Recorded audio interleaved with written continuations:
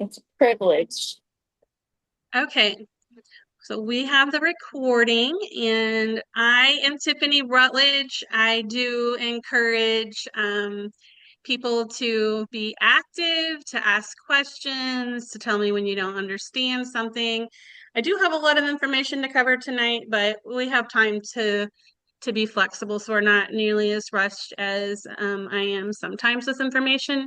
I don't have a pretty PowerPoint tonight, but what I am sharing with you guys is a part of a new book. It's a new guide that I'm working on and hoping to have out soon that helps us make connections with the vital scan. So I realize that not Mm. everybody is a medical professional. I am a registered nurse, but not everybody has that medical expertise or nutrition background. You're using the Mhm. scanner for yourself, and I wanted to be able to provide a tool that could help people kind of connect dots, make connections between the different parts of the scan and what's going on in your life. So tonight we're going to talk about food sensitivities and nutrient insights on the vital scan. And I'm going to be flipping between a couple of different documents that I have, but both of these things that we're going over tonight, I'll post segments of them in our I forget which Facebook group it is off the top of my head. That's another name, but it'll be posted there where we post everything else. And this also will be posted in the Thinkific course. It'll replace the nutrition segment that's currently in our 8-week class. So it'll be in a couple of different places for you, and we'll make sure that you know where it is. And then all of it will be in a complete guide for the vital scans as soon as I have that out. So we're going to kind of go through the food sensitivities, and I want to just kind of talk to you about how it relates to the vital scan. So some of you are just using the classic view, green and red. Some of you are looking at more of the numbers and the colors, and all of it's just fine. You're not too late. However you're using it is the best way for you to use it.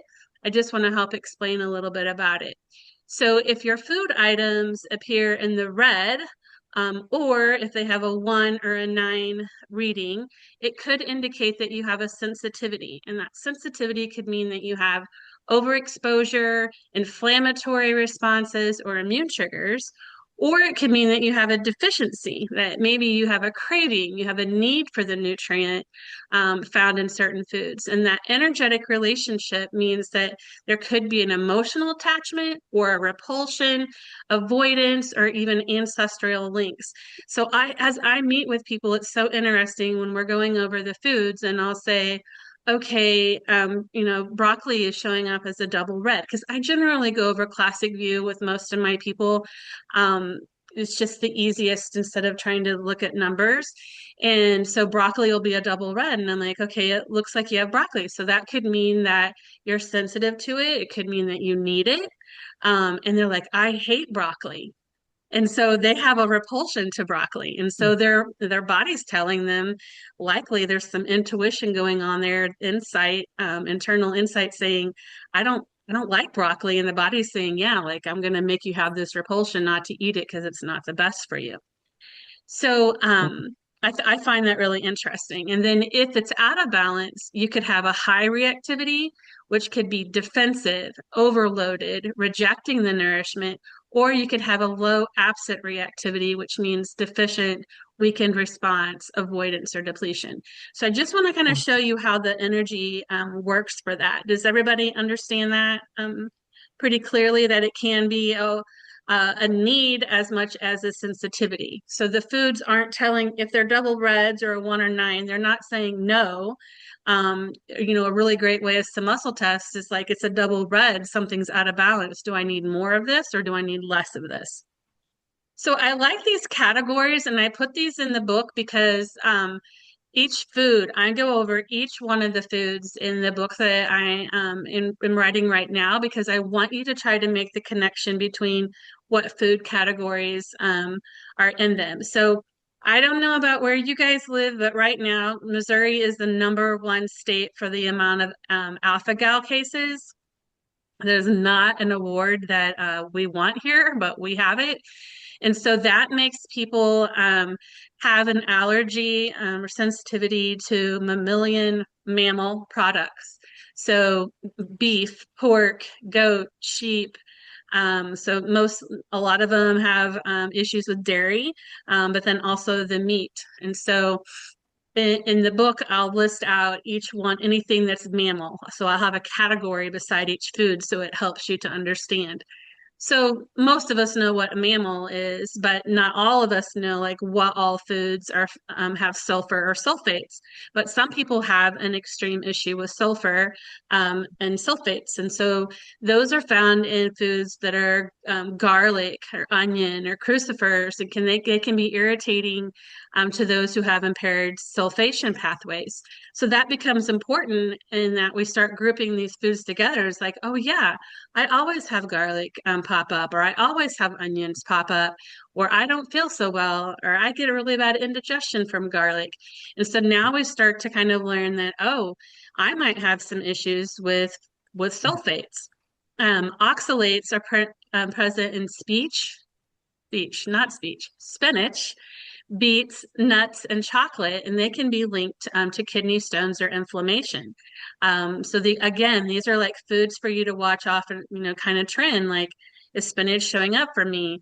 Are beets showing up for me? Are spinach and beets both showing up for me at the same time? Histamines can be in fermented foods, where most of us are kind of taught that fermented foods are good for us and they're good for gut health, but there are people that they cause a histamine issue for.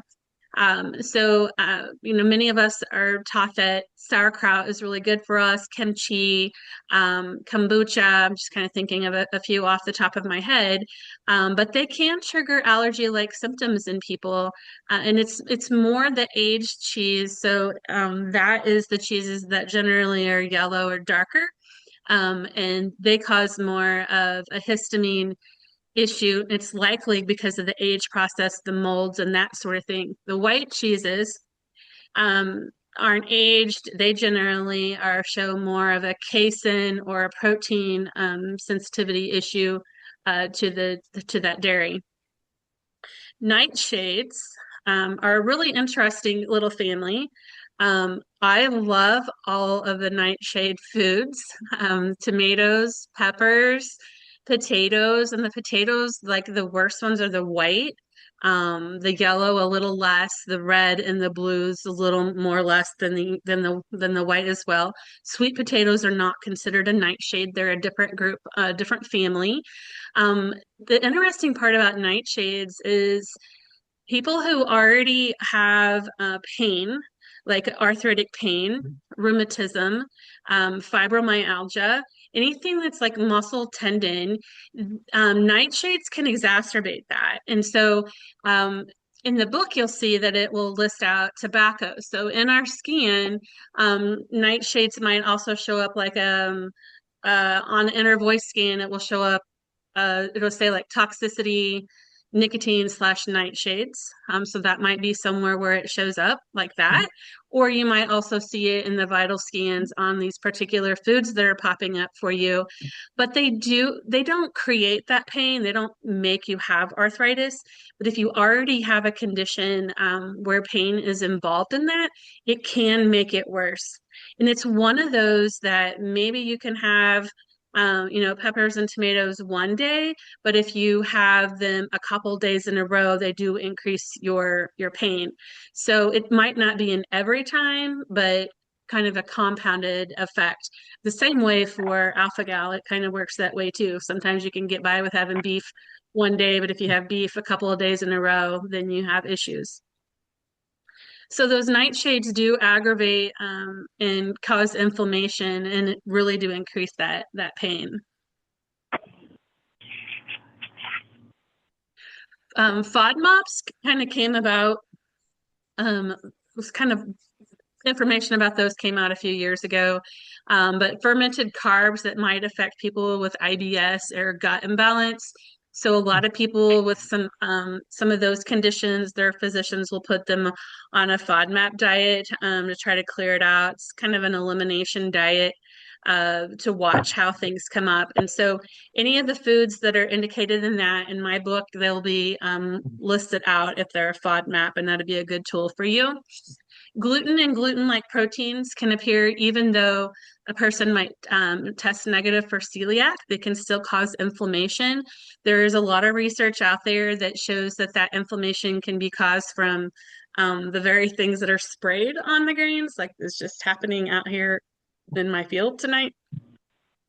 And that's what's causing the inflammation of those grains. And if you eat grains from another country, like if you get Italian spaghetti noodles, they may not cause you any problems, but if you eat those that are made here in America, they cause you issue. And I can tell you, we get all of our pasta that we have here, we get from Italy, and we don't tend to have the issues that we have with the bloating and issues with that than we do when we buy the stuff that's made in the US. And really in the store, um, I don't know about where you live, but where I live, it's not the price difference is negligible to get it. And most of those aren't fortified with folic acid either when they're from a different country. So those who are sensitive to folic acid, um, they don't have issues when it comes from a different country. So inflammatory foods, we're just kind of coming down into different groups, are processed sugars, hydrogenated oils, seed oils. I didn't put that here, but I'm going to make myself a note because I need to add that on here. Excess dairy and grains may burden the system. And again, everybody's different. So some of us can tolerate dairy, and then there's others who can't tolerate dairy at all. Um, Sometimes people will say they have a dairy allergy when really they're just not producing enough of the enzyme lactase to break down dairy. So it's not really an allergy histamine issue, it's more of an enzyme issue. And we're going to kind of talk about those specific things here in just a minute. So supportive nutrient insight is that omega-3s can really help with the inflammation reduction. They're great for the nervous system health and heart health. I think we've all been kind of led to believe about omega-3s with the heart, but they're also really great with the brain. So they help create that nice little fatty layer on our vessels and on our nerves to reduce strokes and heart attacks or bleed outs from on those vessels. And we can find, now we have a blower going here at my house. Sorry about that. Um, I'm just really happy they're doing work. Oh, yeah. So flaxseed, chia seed, salmon seed are great omega-3s. Any of those fatty fishes, uh, avocados are great too. So it doesn't always have to be a supplement. It's some things that you can, I just try to get my clients to do it with food versus all the supplementation. Iron-rich foods that are essential for hemoglobin and energy are found in red meat, spinach, and molasses. So blackstrap molasses, we have a lot of people who maybe on your AO report, they're showing their ferritin's low, the hemoglobin's low, they're having a lot of low energy, and then all these things are also kind of stacking up to show that they might be anemic. Blackstrap molasses is a great add-in for that. Vitamin C rich foods boost immunity and iron absorption. So we can't absorb iron without vitamin C. So that's a really important thing for us to know. I'm going to come back and talk about vitamins and minerals more in depth at I think middle of May, May 20th, maybe. I think that's the right date. So tonight we're going to talk about food groups and nutrition, but I'm going to come back and talk more about these things like we can't absorb iron without vitamin C. I think that's important, kind of learning that information. B vitamins, they're needed for energy, they're needed for mood, they're needed to detox. We can find the Bs in liver, legumes, and whole grains, but there's also a ton of herbs that have the B vitamins. Alfalfa, for instance, if you can find a good quality, I like mountain herbs. If you can find a good quality alfalfa tincture, is a complete B vitamin in a tincture. So no foods, no hard capsules that you have to break down. It's just in a tincture straight. Catnip as well is a complete B vitamin. So there's some really interesting ways to get some of these vitamins that don't require supplementation in a vitamin form. Magnesium, it's right now we're being told that like 80% of Americans are deficient in magnesium. We also have a huge sleeping issue here, particularly in America. But magnesium does help support sleep, but it helps support so many other functions, including muscles. If you're having muscle cramps, for sure, magnesium is one thing that we can look at. Stress regulation. Found magnesium can be found in leafy greens, nuts, and seeds. Um, I have access. I sell it in my shop to awesome magnesium gel that I put a lot of my clients on. They put on the bottom of their feet before bedtime, and um, they all come back for that. They're repeat customers for that product. They love it. Okay, how are we doing? Any questions so far? Hmm? Are you finding this helpful? Yes. Okay, for sure. All right. Yes. Okay, Tiffany? so now I want to, I have to tab down a little bit. This is part of my book as well. Tiffany? Yeah. One question on the magnesium gel that you just mentioned. Did you say the name was Awesome Magnesium Gel? So it's a company called Rocasa. Okay. Thank you. Yeah. And if you want a coupon, if you use Ebb and Flow as a coupon code, you'll get 20% off. Oh, okay. But Thanks. don't feel obligated to support me, but you can get 20% off that. But I really like that. And a lot of my clients use that and the tart cherry for sleep. The tart cherry juice is really amazing. Great. Thank you so much. Sorry, I have to kind of go down through here a little bit. Didn't get my page yet. Okay, so now I want to kind of go a little bit deeper dive into some of the categories. Um, And I hate that most of my screen is all this stuff. Maybe I could make this go away. Okay. Um, so in the book, and what I want you guys to try to understand too, is that there's energetic wisdom that's happening within our bodies and our systems with this food. So if we can think about the food product and that energetic wisdom and some balance considerations, it helps us understand the whole product group. So if you are consistently, you or your clients or a family member are consistently getting reds or ones or nines in the dairy category, we want to deep dive into that, right? We're watching those trends. That's what we've been trained to do, watch the trends. So energetically, dairy is often associated with nourishment, right? That's the first food we get, right? We get from mom. We get the colostrum. And so dairy is associated with nourishment, with comfort, early bonding. It reflects the themes of receiving, of belonging, maternal support, and emotional soothing. And when dairy becomes reactive, the body may be signaling a difficulty processing nourishment, both physically, emotionally, or both. And so it's really strange to start thinking about emotional components of food, but there are, and because these things are in our subconscious. I mean, what did dairy mean to you as an infant, right? It meant love, it meant safety, it meant maternal support. And so now, if you're having some intolerances to some things or some needs for some things, we have to kind of look at what is it really telling us emotionally as well. And this is a new way to think of things, or new for me anyway. Some of you guys may have already been looking at things this way. I had not until recently, and started kind of looking at this information a little bit differently. So dairy can be a valuable source of proteins, fats, and calcium and fat-soluble vitamins for some individuals. However, nourishment or health tolerance varies widely and can shift across seasons of stress, hormone change, gut health alterations, and immune activation. So we can have some some changes that happen over a period of time. Maybe you didn't have dairy sensitivities before, and now suddenly you're having those issues.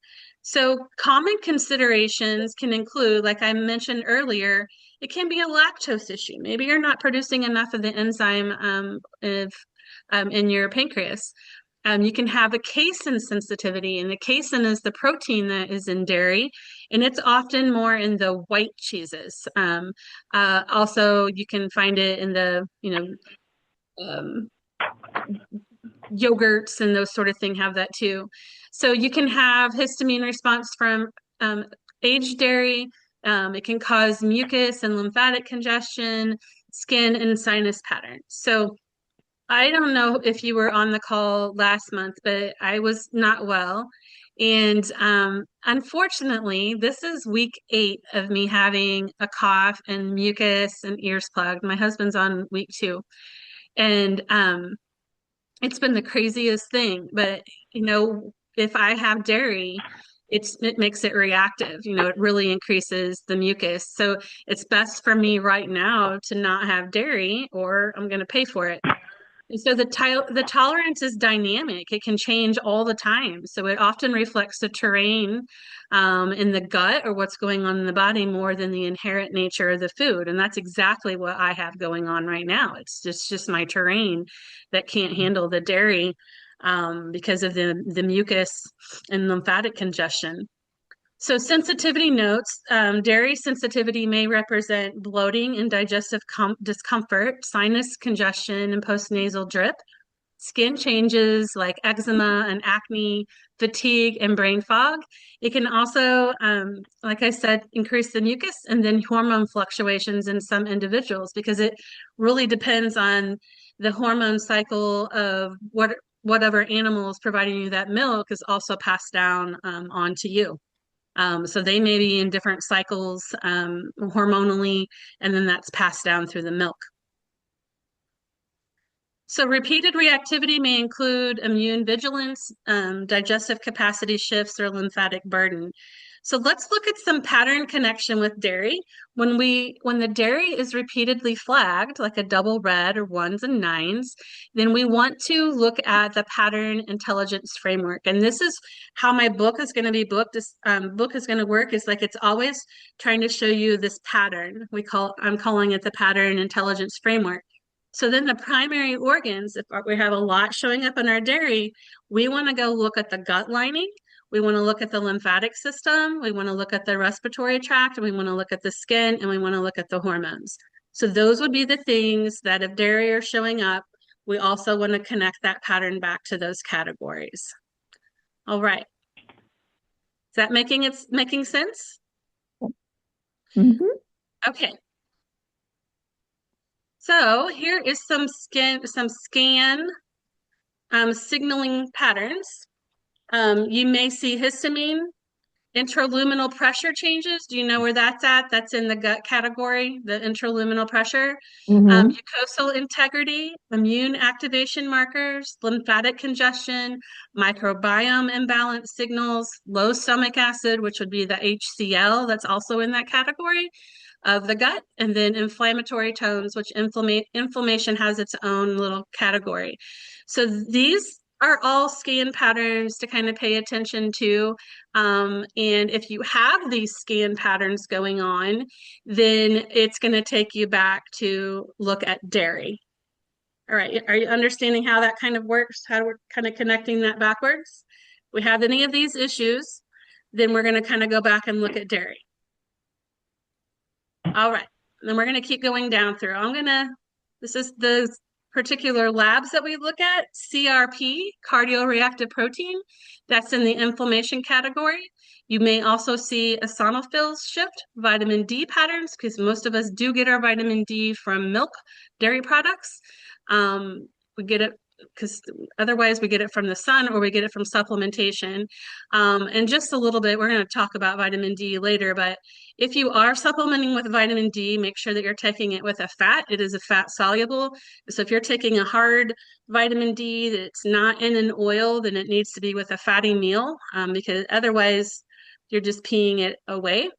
And then some tolerance to dairy may be influenced by magnesium, zinc, vitamin D, omega-3, and digestive enzyme capacity. So those are the things that we kind of look at. I'm going to skip over a little bit because it's so much information and we're going to go down to a different category. So this is what the foods will look like. So let's just take a look at this in the book. So butter will be here, but it will tell you that it's a category. It's a dairy, it's a fat source, it's a mammal, and it's an alpha gal category. The energetic wisdom is that butter embodies comfort and flow. It softens rigidity, and teaches the art of receiving nourishment with ease. And I love butter. I think it does all those things. And then the balance considerations is that it supports hormone and brain function when used moderately. Choose grass-fed for higher nutrient renaissance. And then the sensitivity knows is that it does contain a trace amount of casein and lactose, and it may cause congestion or inflammation in dairy sensitive individuals, including alpha gal. So this is how it will show you all the foods in the dairy category, and help you kind of make those links and ties back. And I'm going to go to the next category, which is fruits.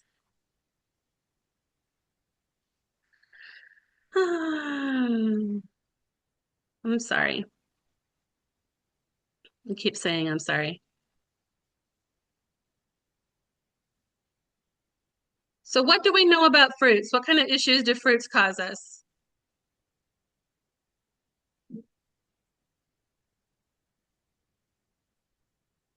Anyone? Well, fruit does contain sugar, so depends Okay. on how many fruits you're eating and how much sugar. Uh, and I Okay. guess fermentation in the gut, it could if you're eating a lot, maybe. Yeah.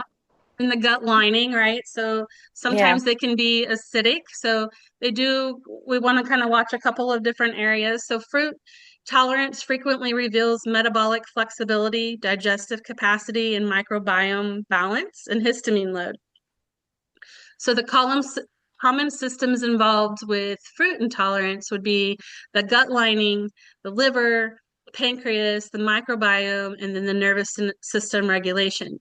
So we do like that fruit is really a simple carb, um, but I'm sorry, not a simple, it's complex Mm. because of the fiber. So it slows the sugar down from being pushed out into the vascular system. So we like that. But fruits do get digested much faster than other foods. So a lot of fruits are digested in 30 minutes, whereas our proteins take up to 4 hours. So when we eat our fruits and our proteins together, it can kind of clog things up and hold the food back, which can cause a fermentation issue. So there is a train of thought to really have fruit alone, and not have it with the protein. So it doesn't slow things up for you. So some Mm. people will have bloating with raw fruit, but if it's cooked or processed a little bit more, they don't have issues with it. Energy fluctuations after they have fruit. They have cravings for quick carbohydrates. They might have histamine. Sometimes people will get itching or redness around the lip from certain fruits. Digestive comfort if it's a high fructose food. Sensitivity to dry fruits, which often dried foods aren't just dried fruits. There's other additives added to the dry fruit. And then that fermentation pattern that we were just discussing, the gas and the pressure. So the scan patterns, so what we want to look for on the scan is the blood sugar regulation. So you're going to see the blood sugar regulation and the fermentation signals. Those are going to be in the insulin category and your and insulin sensitivity category of your vital scan.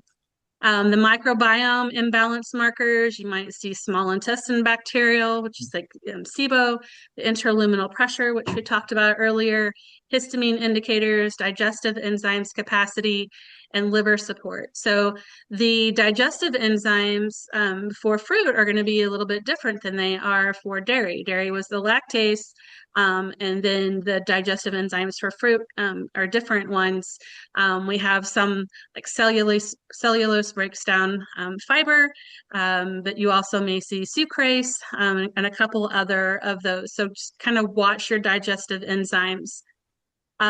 We also want to look at possible lab trends, which would be like the A1C, the hemoglobin A1C, fasting glucose, triglycerides. If your triglycerides are high and they're continuing to pop a double red, I've worked in this business long enough to know that if you quit processed carbohydrates, if you took those out of your diet, your triglycerides will drop significantly in 30 days. I used to teach a lot of classes. We did entrance blood work. We would repeat again in 30 days. And those people who kicked the processed carbohydrates out of the diet instantly went down. Liver markers, those liver enzymes that we watch for are the ALT and the AST, and then we want to watch the insulin patterns in that whole insulin uh, category. So the nutrient terrain, some of the tolerances to fruit may be influenced by magnesium, chromium. Chromium is known to be really great at lowering blood sugars. B vitamins, digestive enzymes, fiber diversity, microbiome supports nutrients. So these are all things that help us with the fruits. So we want to build up our tolerance. And then the nervous system influence can be gastric emptying, enzyme protection, blood sugar regulation, and microbiome stability. And I'm not going to go into all the emotional stuff. I'm going to take us to a different category now so we can look through. I want this to be useful for you guys. Are you finding this useful? Yes. Okay. All right. So pattern connection for grains. When multiple grains are reactive, inconsistent, or difficult to tolerate, it really starts making us think that there's something going on with the gut lining.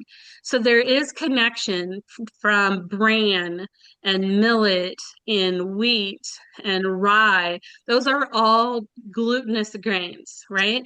And so we want to kind of pay attention to that. It might be you might have a sensitivity to one grain. It might be a lot of different grains, but it really starts us to make us think that if we have this grain tolerance frequently, how our body is processing carbohydrates, managing inflammation, and digestive resilience.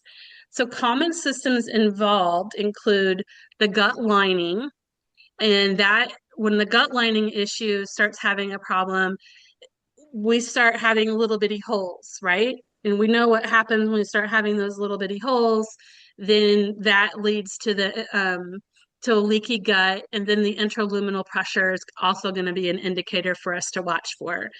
But we want to also with the grain, look at the pancreas, the liver, the microbiome, that small intestine bacteria might show up in that category too. And we want to look at cortisol, epinephrine, stress hormones, and immune signaling. So we're looking at a whole lot of things when we start looking at the grains. Some people with the issues with grains, they'll have bloating, brain fog, not frog, energy crashes. So they feel fine, but then after they have a meal with grains, they just crash, need a nap, feel bloated. They feel inflamed after they eat.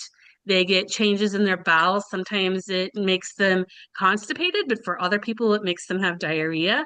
Skin changes. There's a lot of people who end up with rashes from sensitivities to grains. Even a flushing, I get a kind of a flushing in the area of their chest. And oftentimes that's from the crappy synthetic vitamins that the enriched and fortified that they're doing to these grain products that we're eating in the bread. The people are generally getting that flushing and palpitations. It's from the enriched and fortified ingredients that they're putting in there. It's not the grain at all. And so clusters of grain reactivity often tell us that the gut barrier and metabolic patterns are troubling for us. So here's some of the issues. I think I've already mentioned most of these. The interluminal pressure, the microbiome, fermentation signals are going to be when your vital scan shows candida or alcohol. So whenever the alcohol shows up, and I know I've mentioned this in other classes before, it doesn't always mean that your alcohol is from consumption of alcohol. It could be gut fermentation. And so your gut's actually the still, like producing the alcohol. And then people get diagnosed with non-alcoholic fatty liver disease, And I truly believe that it's not non-alcoholic. It's non-alcoholic as the doctors are thinking they're not drinking, but the gut fermentation is actually causing the liver to do those things and show some breakdown. And because the liver doesn't care whether you drink it or whether you're making it in your gut, alcohol is alcohol and it's a toxin. So the alcohol starts grabbing a hold of all the toxins that it can't clear. It wraps fat around them, stores them on the outside of the liver, all the through the liver to protect the rest of the body from having this toxicity. And then these people are being diagnosed with, you know, fatty liver disease.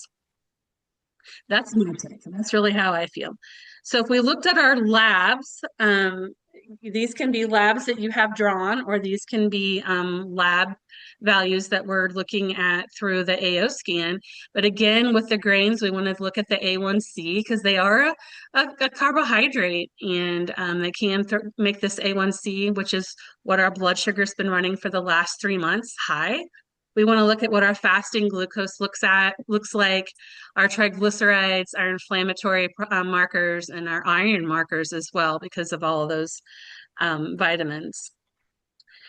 All right, I'm going to keep passing down here. So I'll put this little chart. It kind of tells us the foods that we've been discussing, the dairy and the gluten, and the primary organs and the common experience patterns, the scan patterns, and possible labs. So this is kind of an overview of what we've just gone over. And I think that will be helpful for you to have in a one-stop shop. Let's just look at that for a minute.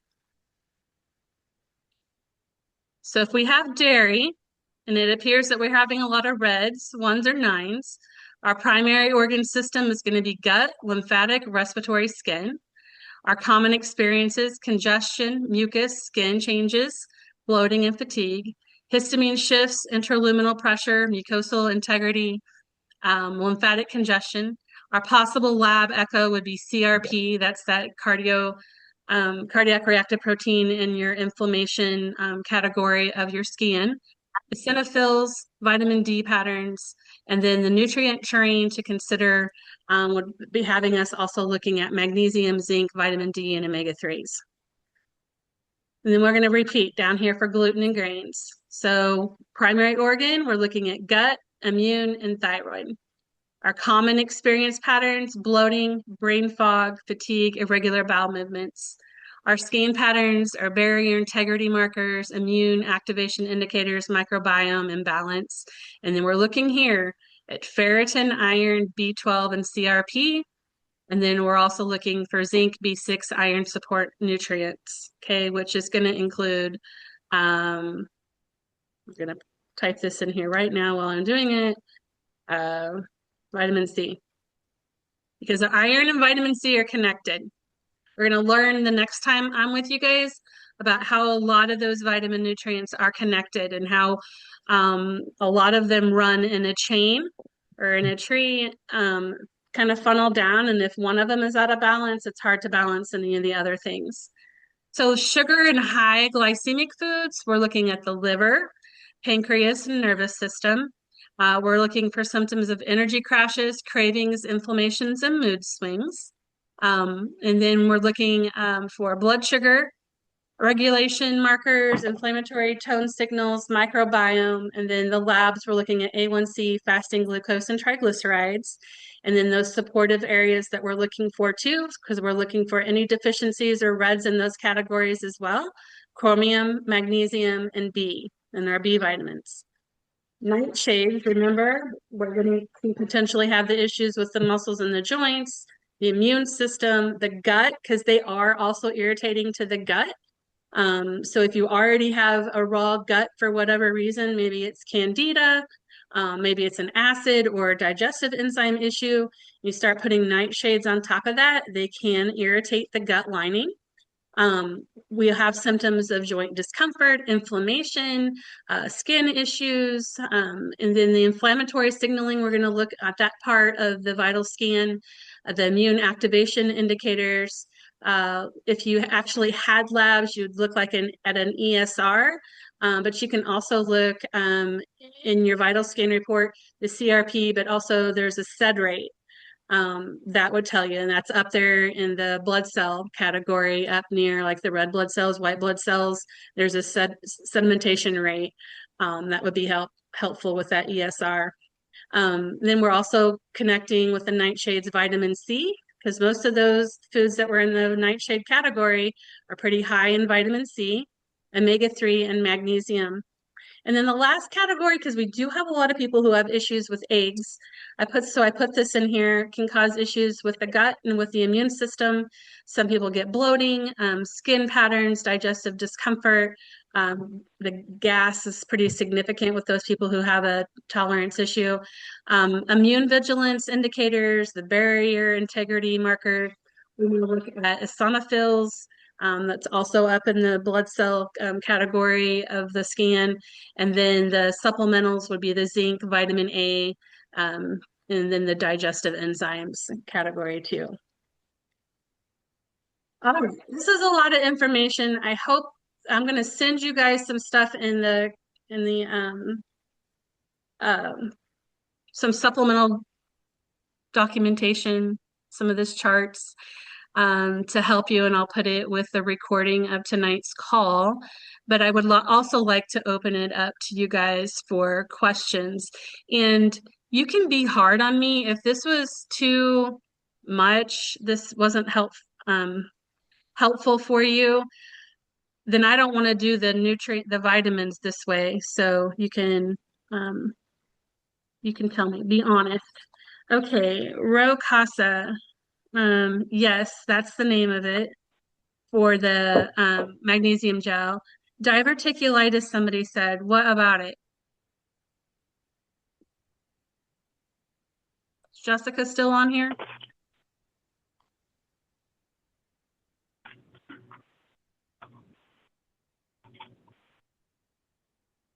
Okay. Yeah. Hi, it's Wendy. Hi, Wendy. Hey, thanks for doing this. I had company and I was finishing dinner, so I may have missed some things. Well, I did, but I may have missed this particular thing. Do you have any charts or anything that you're going to be able to share? Because when I just hear like a bunch of information, it literally just goes blah through my head, Well, you know? I'll be sharing the exact information that they looked at on the screen. So that it'll be like a document because it's actually a part of a book that I'm currently working on, a guide that helps people make connections with the Vital Scan. Oh, And that's so exciting. I will be putting that together plus that table. So yes, I will be doing that. Oh, thank you. So the question was, is that caused by fresh fruits? So information about diverticulosis has kind of changed um, over time. A lot of times, years ago, those people would be told that they shouldn't have seeds or nuts or popcorn. But now there's some doctors out there that are saying that they can. So the diverticulosis is where the gut, like where the intestines kind of go like this, they will have these little pockets, right? So some of us have that. I have that. It always comes up on my colonoscopy.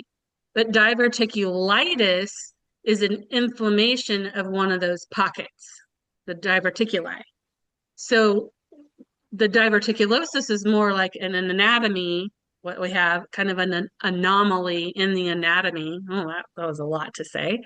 But an anomaly in the anatomy where diverticulitis then is where something does end up stuck in that part, that diverticuli,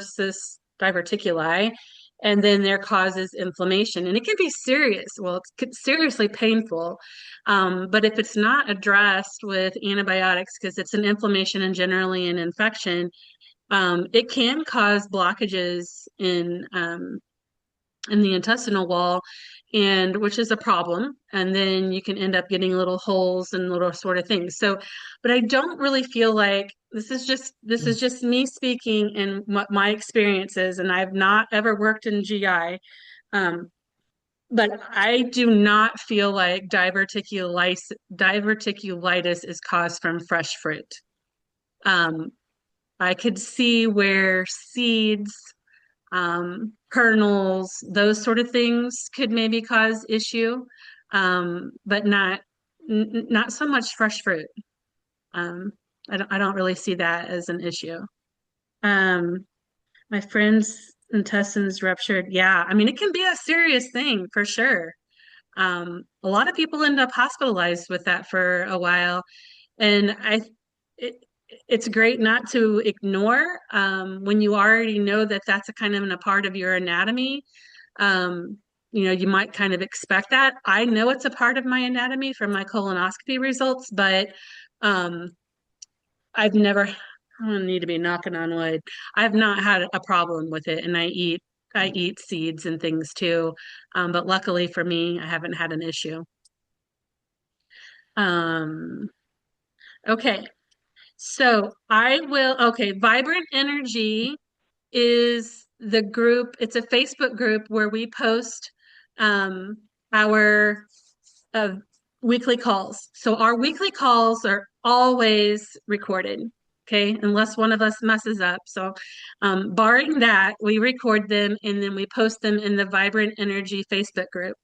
But they also become a part of the Thinkific course too. So there's information that we post there. We just decided tonight, and I see Wendy's still on the call, but Wendy and myself and Nadia and Connie, we get together and plan our trainings, for you guys each week. So we're working on May and June, and we are having discussions tonight and trying to figure out, who's doing what. I tend to do the last Wednesday of the month. So in May, we're actually not going to have a team call the week of Memorial Day. And we'll post this out there too, but we're not going to have a call. I'm going to stop recording at this point. So this concludes our talk here.